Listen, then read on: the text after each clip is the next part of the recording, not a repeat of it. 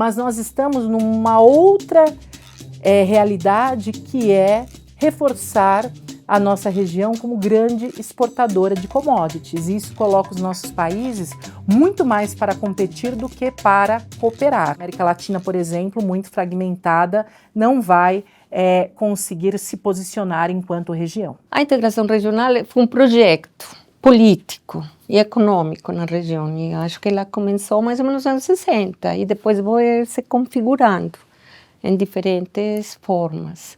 As ditaduras militares, nesse período, não falando dos militares de hoje, mas os militares daquele período, eles costumam enxergar o jogo das relações internacionais como um jogo de soma zero. Então é o seguinte, não existem ganhos mútuos. Se o meu vizinho está ganhando é porque no fundo eu estou perdendo. Não à toa, durante esses períodos, Brasil vivia em tensão com a Argentina, a própria construção de Itaipu. A Argentina quase entrou em guerra com o Chile, depois Guerra das Malvinas. Chile quase entrou em guerra com o Peru. Então, foi um período muito tenso. E aí, só depois da Guerra Fria, que nós temos o início desse processo, cujo grande marco é o Mercosul. O Mercado Comum do Sul foi firmado em 26 de março de 91, num momento de redemocratização da América Latina. O Mercosul é, de longe, o mais importante mecanismo de integração regional da América Latina e da América do Sul em particular, né? Ele é baseado na relação entre Brasil e Argentina. A relação Brasil-Argentina é o termômetro da integração regional, tudo passa por essa relação, né? E o Mercosul ele é resiliente porque ele resolveu dois problemas fundamentais. O fim da competição entre Brasil e Argentina, competição geopolítica, número 1, e a percepção de complementariedade econômica. Brasil e Argentina ganham mais ao negociarem juntos do que negociarem separados. Em 2012, nós tivemos o início de uma nova onda muito marcada pela virada aos governos à direita. Bom, a integração regional nessa última década ela passa por um momento de impasse, né? Você vê que as organizações regionais ou elas estão paralisadas ou elas estão em retrocesso, né? Então aquele ímpeto dos anos 90 mudou drasticamente, né? Então, essa ideia dessa integração, como a gente tinha pensado, na integração em infraestrutura, na integração energética, uma integração em saúde, uma integração também, obviamente, em questões militares e econômicas, etc., etc., ela começa basicamente a desaparecer. Nós temos dois problemas básicos da integração regional atualmente, né? O que chama o regionalismo sob estresse, que é pandemia, impasses econômicos, mudanças de governo de esquerda e direita com muita frequência, faz com que as organizações regionais da América do Sul e da América Latina, algumas delas fiquem paralisadas, de um lado, e de outro, que está ligado à questão dos ciclos eleitorais, que é o que já foi chamado na literatura de regionalismo líquido. No regionalismo líquido, as instituições não são capazes de resolver os problemas, elas são criadas para um desejo imediato dos governos. A integração regional na América Latina, ela acontece sempre pelo executivo, ou seja, são os presidentes dos países que decidem pela integração regional. As instituições regionais, elas têm muito pouca autonomia, diferente da União Europeia. Esses ciclos eleitorais entre direita e esquerda, que são normais em qualquer regime democrático, no caso da América Latina, acabou transformando algumas organizações regionais em projetos do adversário, né? Então, é o caso da Unasul, por exemplo. A Unasul foi um projeto importante do Brasil nos anos 2000, mas houve troca da esquerda para a direita no Brasil. Os próprios governos brasileiros de direita começaram a minar um projeto criado pelo próprio Brasil. A gente carece ali de uma unidade de posições comuns, né?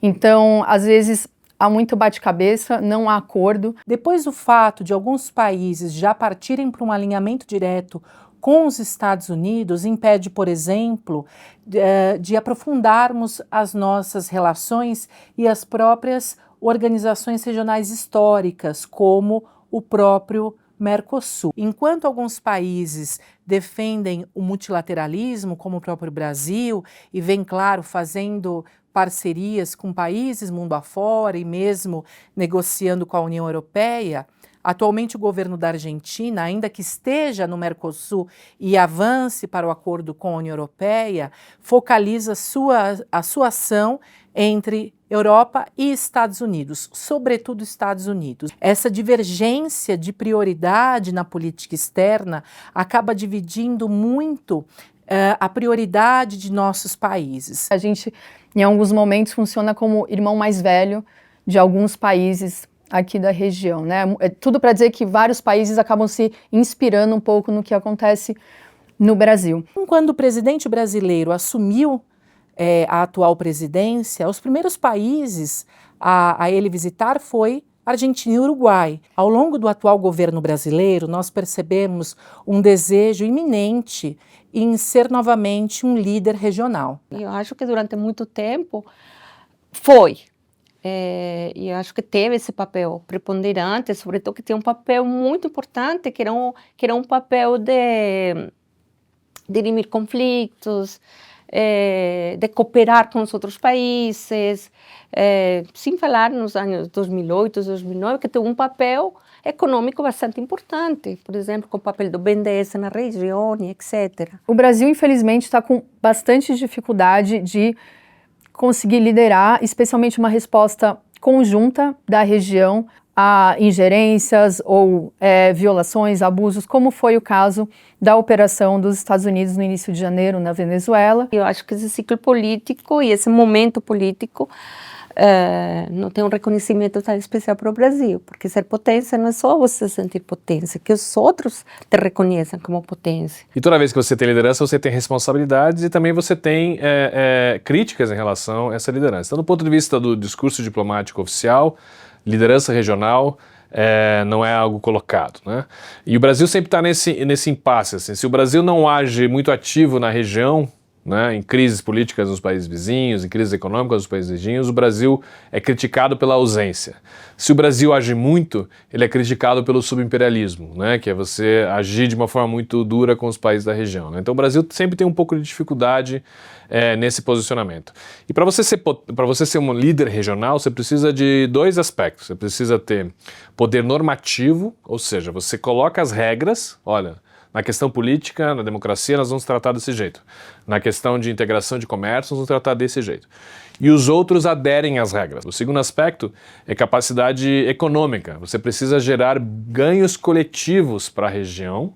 Caso contrário, os países não aderem. Então o Brasil já não tinha muita capacidade de entregar bens coletivos, porque o Brasil é um país em desenvolvimento, né?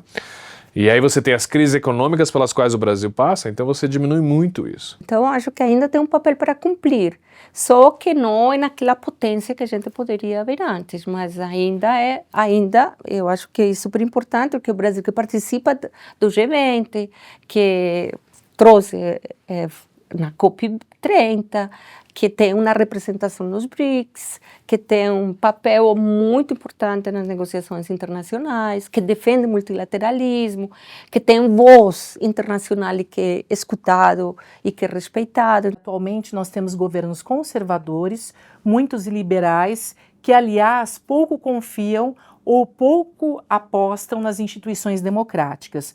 O que eu quero dizer é que eles preferem muito mais ações, respostas bilaterais, opções bilaterais que opções conjuntas através das organizações. Então, dificilmente nós vamos ter organizações que consigam responder, por exemplo, às ameaças vindas dos Estados Unidos ou mesmo o balanço de poder entre China e Estados Unidos na nossa região.